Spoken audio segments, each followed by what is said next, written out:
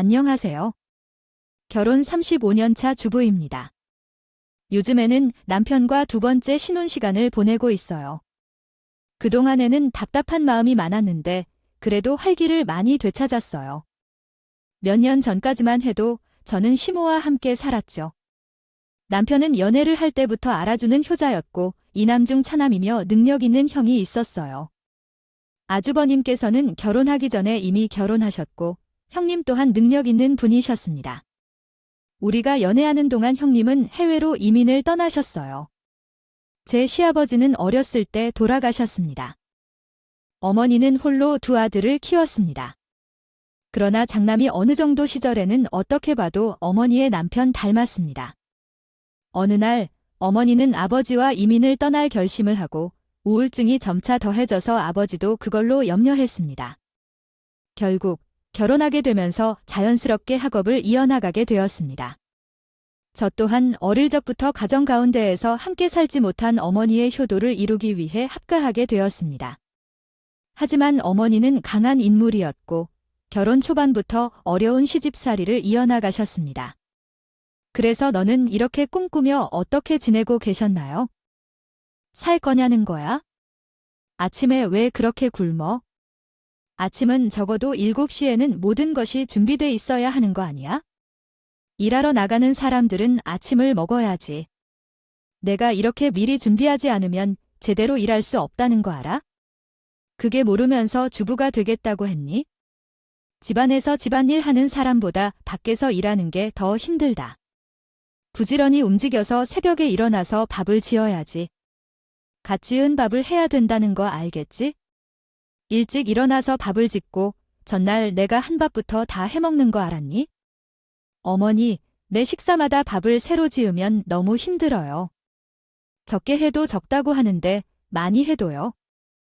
많다고 뭐라고 하십니까? 그냥 넉넉하게 하는 것이 더 좋지 않습니까? 그러면 다음 식사까지 모두 해결할 수 있잖아요. 아침은 전날 먹은 반찬을 그냥 올려놓을게요. 어머님도 결혼하기 전에는 이렇게 챙겨 드셨다고 들었는데 저도 어머님처럼 간단하게 아침을 준비하면 안 될까요? 네, 왜 그런 말을 하고 있죠? 나는 혼자 밥을 먹으니까 그런 거지만 너는 이제 결혼한 것 아닌가요? 남편은 밖에서 일하는데 그렇게 부실하게 먹이고 싶지 않아요. 반찬도 마음을 담아 만들어 먹어야 합니다. 밖에서 이런 때에 힘을 나는 것이죠. 그러나 내가 각각의 일을 귀찮아하면 남편이 밖에서 일을 하는데 힘을 내기가 어려울 텐데요. 아주 솔직히 말씀드리자면 무슨 소리인지 이해가 안 돼 돈을 쓰지 말고 밥이라도 제대로 해 제대로 못한다면 일찍 일어나 노력을 보여야지. 집에서 놀기만 해서 이것도 힘들다고 하는 건 진짜 못 살겠다. 엄마, 그 집에서 휴식을 취한다는 것이 아니에요. 엄마의 말대로 끊임없이 밥을 해내고 매일 세끼 식사를 세 반찬으로 준비하고 그 위에 청소도 하면서 먼지 한 톨도 안 나올 정도로 청결하게 지켜야 하고 그렇지 않으면 화를 내시잖아요. 그래서 매번 대청소를 하듯이 노력해야 하고 옷도 새 것처럼 표면이 빳빳하게 다리고 재어야 하는데 관리해야 놓아야 해요. 시집와서 제대로 앉아서 쉬어본 적 없어요? 근데 왜 집에서 놀고 있다고 말하시나요? 참나, 너 계속 대꾸를 하잖아. 어떤 며느리가 시어머니에게 이렇게 말대꾸를 하니? 아주 그냥 버르장머리가 없네? 역시 부모가 없으면 버르장머리가 없나 봐. 내가 그렇게 할수록 내 부모 욕보이는 거 알아? 어쨌든 시킨 일이나 꼼꼼하게 좀 잘해. 우리 집에 시집 온 이상 내 말씀이고 법이야 규칙이야. 시모는 집에서 왕처럼 굴다가 결혼 초기에는 남편이 워낙 바빴기 때문에 이런 모습에 대해 중재를 해줄 수 없었어요. 그렇다고 해서 남편이 이런 시어머니의 성격을 전혀 모르고 있었던 것은 아니었어요. 어느 정도 예상은 하고 있었지만 직접 본 적은 없어서 몰아내기 어려웠죠. 늦은 시간까지 야근을 하고 돌아오는 남편을 보며 거기다가 시어머니에 대한 이야기를 하기도 힘들었어요. 그러나 별말은 안 해도 남편은 이해를 해주었죠. 종종 남편이 하는 말들로 위로를 받기도 했습니다. 당신, 요즘 힘들지 않아? 우리 엄마가 조금 유별나게 까다로운 면이 있어서 그래서 사실 합가한다는 게 나는 좀 걱정했어. 받아줄지 안 받아줄지도 모르는 거고. 근데 당신이 선뜻 합과 찬송을 해줘서 고마웠어. 만약 당신이었다면 그래도 어머니랑 잘 지낼 것이라고 생각했었거든. 근데 요즘 당신이 살도 계속 빠지는 것 같고 걱정돼. 많이 힘든 것 같아서 사실 마음이 많이 쓰여. 당신이 내가 빨리 승진하고 안정을 찾으면 우리도 얼른 분가를 하자하란 생각이 든다. 어머니도 조금만 있으면 우울증도 많이 나아질 것 같아. 그래서 당신이 힘들어도 조금만 버텨줘. 내가 정말 당신에게는 미안하고 고마워. 괜찮아. 당신은 무엇이든 할 수 있다고 생각해요. 엄마는 우울증이 정말 심했었죠. 이전에는 무기력증 때문에 거의 누워만 계시기도 했다고 해요. 하지만 결혼한 후에는 더 이상 그런 모습을 보이지 않는 것 같아요. 가정일을 할 때는 누구보다 활기차시다고 해요. 조금 서운한 말을 하실 때도 있지만 그래도 가만히 우울해 하시는 것보다는 훨씬 나은 것 같아요. 우리 결혼 초반에도 엄마는 많이 우울해 하셨는데 그러나 나에게 요리를 가르쳐 주시면서 활기가 생겼다고 하셨던 기억이 나네요. 어쨌든 그렇게 좋아진 것 같아 다행이에요. 내 생각으로는 맞아요. 동생이 이민을 가고 나서부터요. 당신이 우울해하는 것에 대해 많이 걱정했어요. 그러나 당신이 옆에 있어서 제 마음이 크게 안정된 것 같아요. 이 모든 것은 당신의 덕분이에요. 당신이 옆에 있으니 엄마가 조금씩 나아지는 것 같아요. 앞으로는 더 좋아지시겠죠? 활동도 더 많이 하시고 그러면 우리가 곁에 없어도 잘 지내실 수 있을 거예요. 그래서 그때까지만이라도 좀 더 버텨주세요. 어머님은 우울증으로 고통받았기 때문에 남편과 제가 많이 걱정했어요. 이민 후에 어머님의 우울증을 발견했고 삶을 포기할 지경까지 이르셨기 때문에요. 더욱 고민이 많았습니다.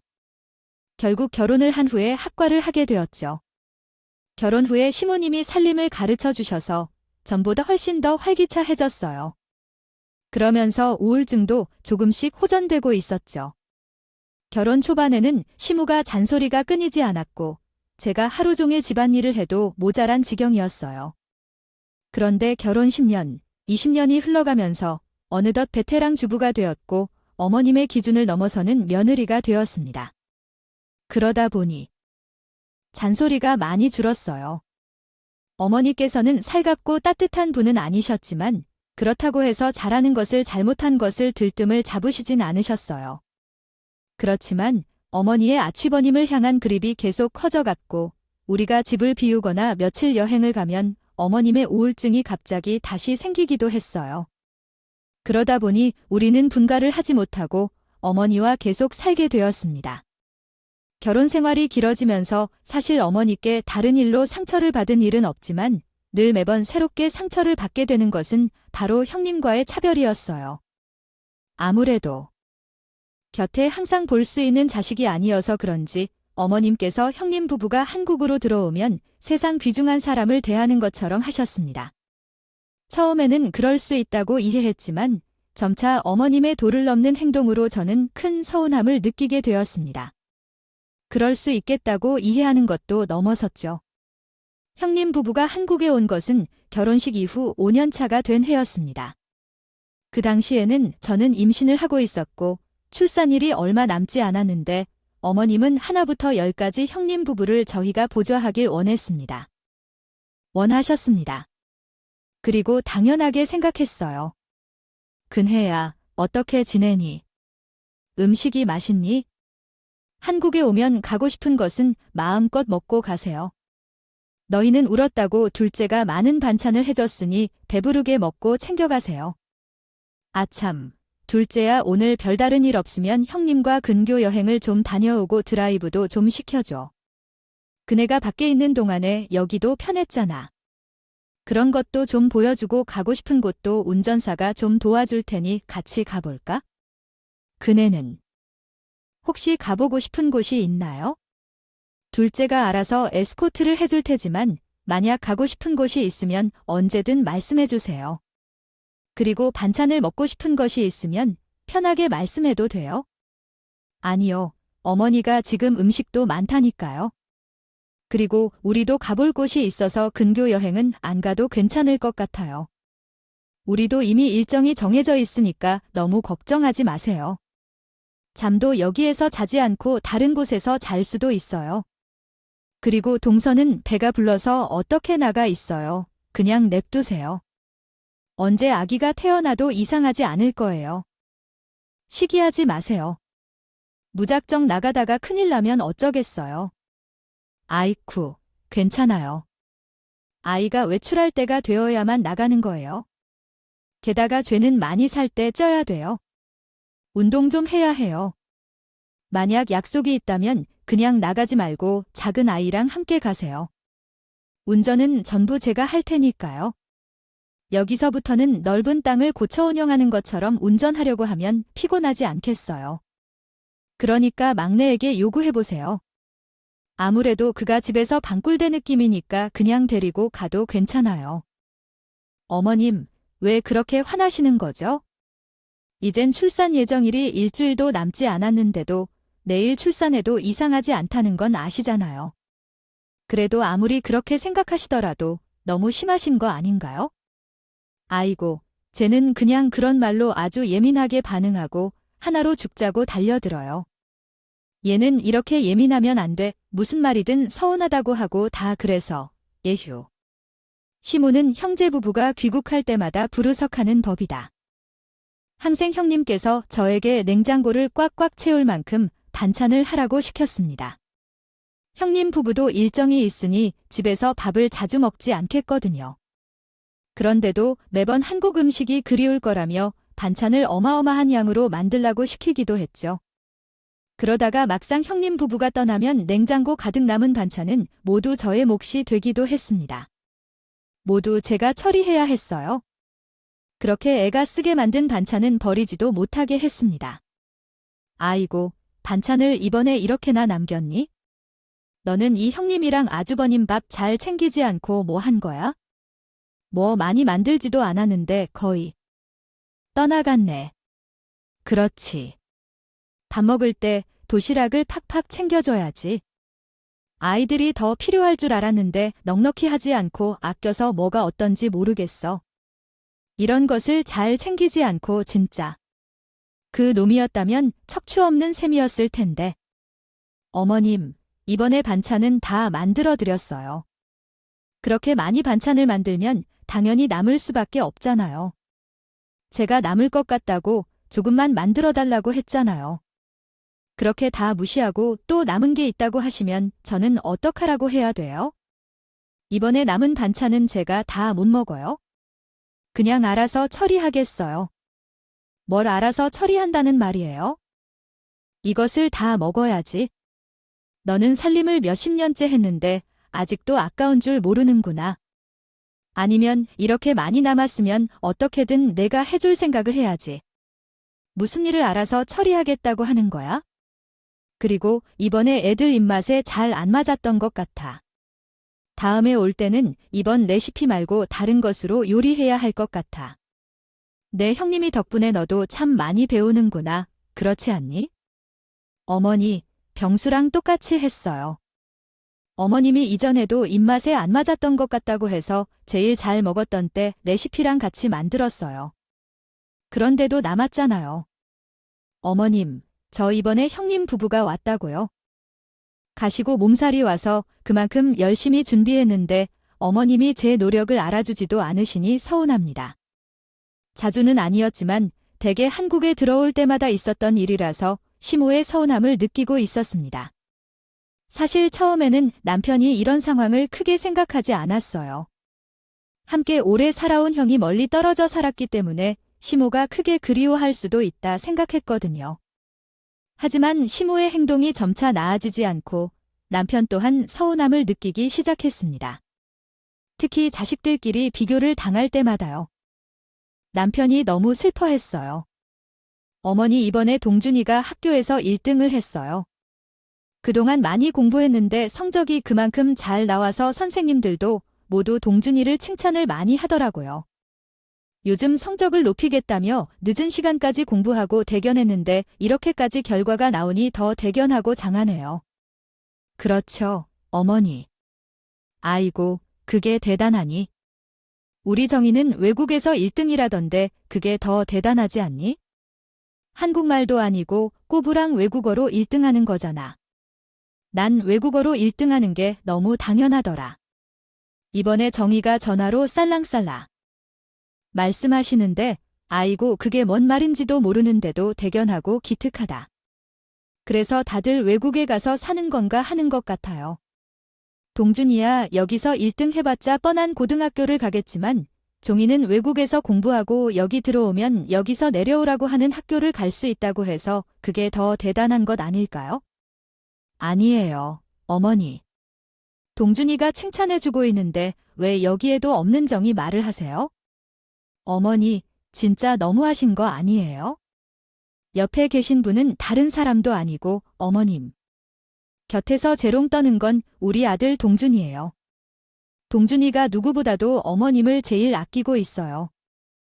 사랑하면서 알잖아요. 하지만 얼굴도 잘 안 보이는 정이 칭찬을 이렇게나 하시네요. 제가 속상해져요. 나와 형 차별하는 게 참을 수 있겠지만 우리 아이들 차별은 하지 마세요. 아니야. 내가 무슨 차별을 한 게 뭐냐고 하는 거지. 그냥 사실을 이야기한 것뿐이야. 그리고 너는 언제 형이랑 차별을 한 거냐. 내 형은 척척 모든 걸 잘해내는 스타일이고 너는 그렇지 않으니까 내가 계속 말하는 거 이해하겠지. 그런 걸로 차별이라고 하면 되는 거야. 그게 싫으면 너희가 내 집에서 나가야지.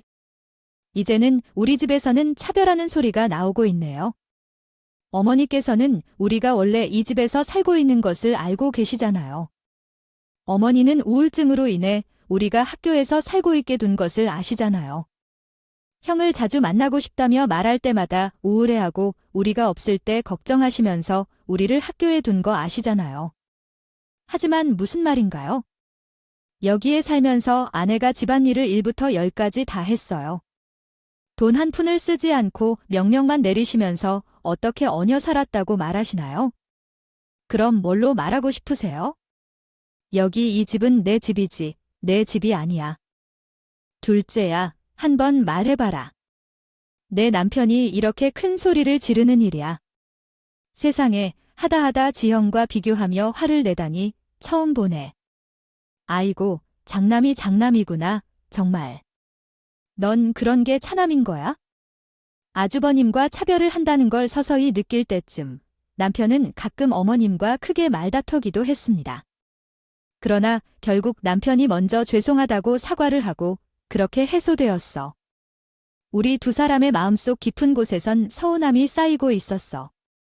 남편은 점점 커갈수록 종종 있었던 일이라고 생각하지 않을 때도 있었지만 어머님은 아빠와 남편뿐만 아니라 오빠와 저도 차별을 받았어요. 오빠는 1년에 단 한 번 어머니께 연락을 했었어요. 바로 어머님의 생신에만 직접 연락을 했던 거죠.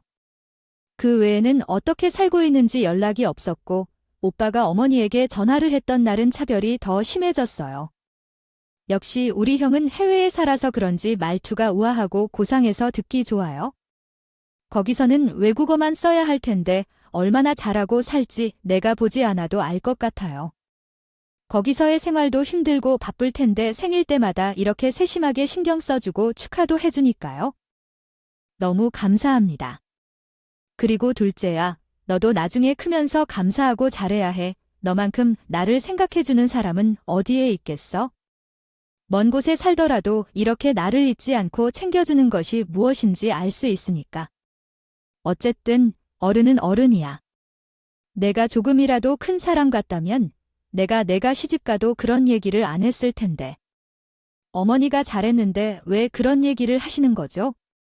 형님이 챙겨주시는 것은 어머니 생신 전화뿐인데 그건 알고 계시나요? 신종이나 구정이나 어버이날이나 그리고 연말이나 연초에도 아무런 연락이 없었잖아요. 그래서 생일에 챙기는 거였어요. 아주 잔소리가 심하신 분이라고요? 다른 것도 없어요? 제가 어머니 생신선을 직접 차려주다 보니 챙겨드렸는데 왜 큰아이한테 닮았으면 좋겠다고 하셨어요. 그러면 저도 형님처럼 해서 살게요. 제가 생신만 챙기면 돼요? 아니, 너는 무슨 소리를 하는지도 이해할 수 없는 소리를 잘 하지? 내가 외국에 있다면 이해하지만 우리 집에서 같이 살면서 왜 그런 말을 해? 그 사람이 나랑 같이 살았다면 너보다 훨씬 더 잘 챙겼을 거야. 그는 세심하고 꼼꼼한 아이라서 내가 말하지 않아도 잘할 텐데 넌 그런 사람이 아니잖아. 너는 너무 덤벙거리고 덜렁거리니까 말을 하지 않으면 아무것도 안 한다는 애잖아. 그래서 내가 본반은 다 토하는 건 누구보다도 잘한다. 참, 선수다 참 선수. 어머님, 그럼 형님도 결혼할 때 같이 데리고 사시지 그러셨어요? 결혼한 후에 어머님 곁에서 출발했던 건 전부인데 어머님이 하라고 한 대로 한 것이 다른 사람도 아니고 저였잖아요. 근데 왜 곁에 없는 형님과 매번 이렇게 비교하시는 거죠? 제가 너무 서운해요. 서운할 것도 참 많네요. 너는 이런 식으로 시어머니가 뭐라도 하면 다 대답하는데 그래도 서운하냐? 그 사람은 외국에서 자신을 보느라 바쁘니까 그런 거고 너는 집에서요. 노는 동안 이런 것들을 챙겨야 한다. 어찌됐든 이상한 얘기 말고 내 할 일이나 해라. 어머니는 항상 오빠와 비교를 했어요. 어떤 문제가 생기면 오빠였다면 꼼꼼하고 섬세해서 스스로 모두 처리했을 것이라고도 말씀하셨어요. 저는 서투른 아이라 하셔서 문제를 일으키지 않는다면 다행이라고도 말씀하셨죠. 저와 남편은 시간이 흘러갈수록 서운함이 점점 커져갔습니다. 그러다가 우리가 어머님에게 등을 돌린 일이 있었어요. 바로 아버님과 오빠가 갑자기 한국으로 귀국한다는 소식을 듣게 되면서 점점 엇갈리기 시작했어요. 그때부터 시모는 우리에게 명확하게 무시하기 시작했습니다. 근데 이제 한국에 들어오는 거 아닐 거야? 너희들 그렇게 나가고 싶어 했었지만 이제 슬슬 나가렴. 나가서 너희들이 하고 싶은 대로 하고 살아. 이제는 나도 그들과 같이 살아야겠다. 그래도 장남은 장남이고 큰 며느리는 큰 며느리야. 들어오자마자 여기로 오겠다고 하는 걸 보아라. 생각이 깊은 사람들은 달라도 너무 다르다고 해서 너희들은 어쩔 수 없이 합가했겠지. 이제 그만해도 될 거야.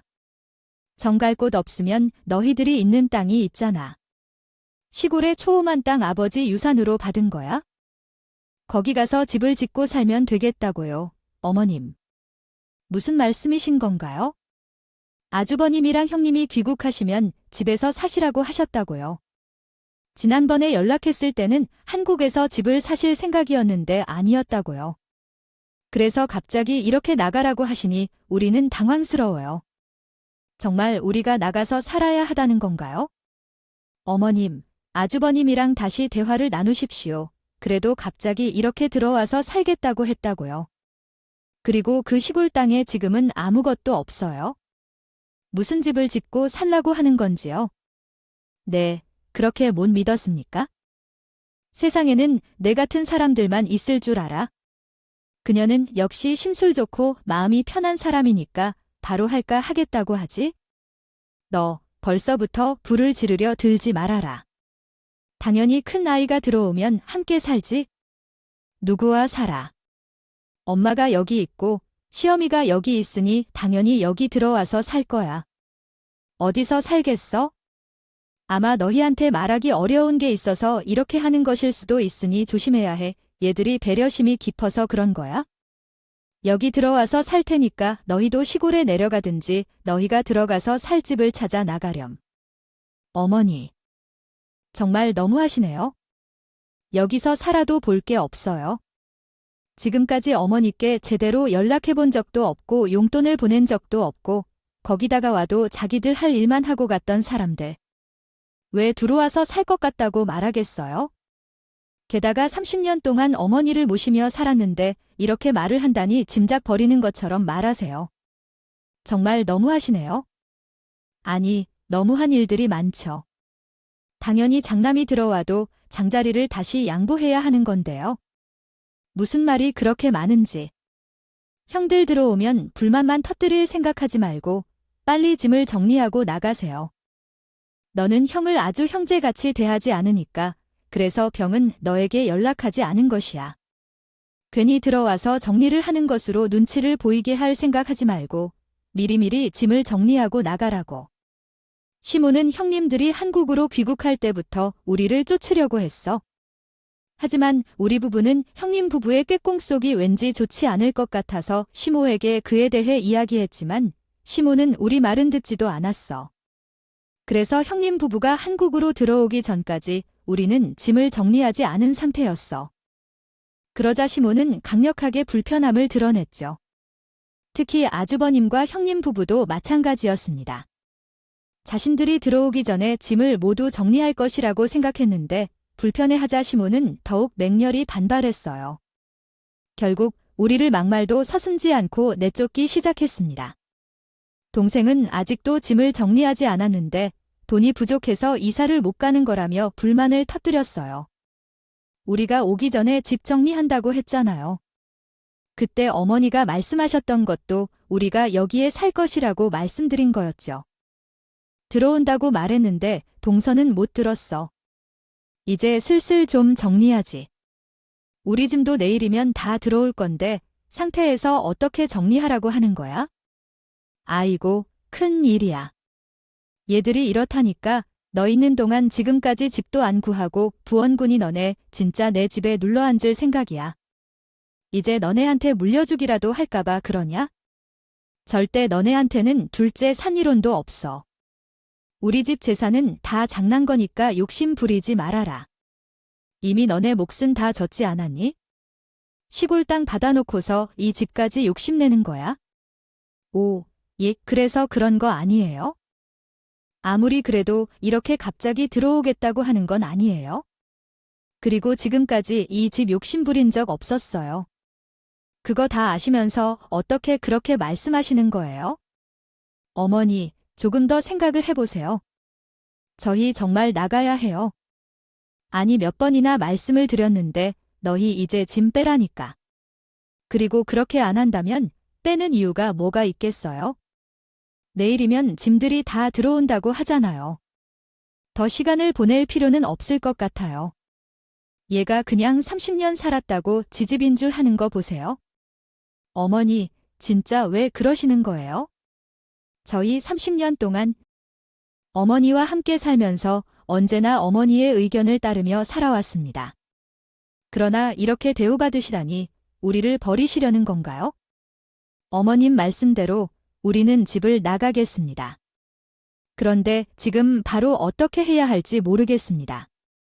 예전에는 버드나무처럼 돌아가나 예고 없이 귀국한다고 통보하시면서 집을 알아봐야 하는데 한 달도 안 남았잖아요. 조금 시간을 주십시오. 집이라는 것은 놀려지는 게 아닌데 지금 들어갈 곳이 없다는 게 이해가 되지 않습니다. 당신이 내 의견에 맞춰 살았다고 하는 게 무슨 뜻인가요? 어쨌든 내가 최고라는 게? 나는 이제 큰 아이와 함께 살기 때문에 너 같은 사람은 더 이상 필요하지 않아요. 지금 빨리 물건을 정리하고 나가라. 내 형님은 기다리고 있는 걸 안 보이니? 시모는 아주 건너편에 있는 형과 함께 일어나서 우리에게 모욕적인 말을 내뱉었어요. 우리는 그러자마자 지인의 별장으로 짐을 옮겼어요. 그렇게 피눈물을 흘리며 짐을 옮기고 나니 어머님이 기재 충분하다 생각한 모양이더라고요. 재산놀이가 아이를 필요로 하지 않다는 문자를 보내셔서 우리는 다시 시모에게 연락을 해보았지만 시모는 아무런 연락도 주지 않았어요. 남편은 이런 시모의 태도로는 더 이상 연락을 유지할 수 없겠다고 생각했어요. 그 후 우리는 집을 떠나게 되었고 새로운 보금자리를 찾아서 그곳에서 살아가고 있었어요. 그런데 몇 달 후 어떻게 알았는지 깜짝 놀라운 모습으로 집에 찾아왔습니까? 무슨 일인지라고 영문으로 물었더니 시몬이 충격적인 소식을 전해주었어요. 아니요, 엄마, 갑자기 여기서 어떻게세요? 여기를 어떻게 아셨는지요? 근데 어떻게 된 거죠? 아, 왜 이렇게까지 깜짝 놀라게 오셨어요? 무슨 일이세요? 아니, 그렇게 말하던 장남은 어디 가고 왜 혼자 오셨어요? 전화해도 받지 않으셨는데 피하다가 갑자기 집까지 무슨 사정으로요? 당신이 해석하고 계신 내용을 바탕으로 한국어 문법 구조로 재구성해 드리겠습니다. 다 찾아오신 것 같아요. 나는 벌을 받고 있는 것 같아요. 내가 너희를 내쫓고 벌을 받고 있는 것 같아요. 아마 내 잘못이겠지요. 너희를 그렇게 내쫓은 뒤에 한 달 동안 정말로 살갑게 대해주던 큰애가 있었어요. 그러더니 어느 날 사업을 하겠다며 조금씩 자금을 제공하고 수익을 나눠주겠다고 했어요. 그래서 평생 큰애 부부와 살자고 하고 바꿔준 거였지만 그들이 나를 판첸존으로 내쫓았어요. 이제는 불도 제대로 안 들어오는 방에서 혼자 살고 있어요. 아마 이것이 내가 벌 받는 이유겠죠? 네, 그게 무슨 소리세요? 어머님 집을 왜 그렇게 버드나무 명의로 줬다는 거예요? 왜 그런 짓을 하셨어요? 아주버님 왜 들어오신 건지 못 들으셨어요? 그래서 형님이 나한테 자기가 꺼낼 것이라고 말하지 말라고 하셨구나. 아주버님이 거기서 사업 다 말아먹어서 오신 거잖아요. 그 나이에 여기 와서 뭐 할 줄을 아셨겠어요? 거기다가 형님은 평생 전업주부로 사시고 영어도 한마디 제대로 못 하시는데 그건 다 알고 계셨어요. 그래서 제가 그때 말했잖아요. 그러지 마시라고, 저희를 내쫓지 말라고 말해야 한다고 말했잖아요. 이제 와서 뭘 어떻게 할 것이냐고요? 이렇게 끔찍하게 생각하시면서 저를 어떻게 버리시려고요? 아이고, 모든 잘못은 저한테 있어요. 나는 더 이상 좁은 방에서 지내지 않을 거예요. 너희들과 함께 살아야만 한다고 내가 조금 시간을 가지러 갈게. 그들은 이제 내가 찾아가도 나오지 않는다고 했어요. 아침부터 저녁까지 집 앞에서 기다리다니 참 정말 경찰에도 신고했더라. 벌써 잊으셨어요. 이제부터는 우리 같은 존재는 필요 없다고 말씀하셨잖아요. 집안 재산을 누리는 자식은 필요 없다고 했어? 어머님이 우리를 버렸어요. 기억 안 나시는 건가요?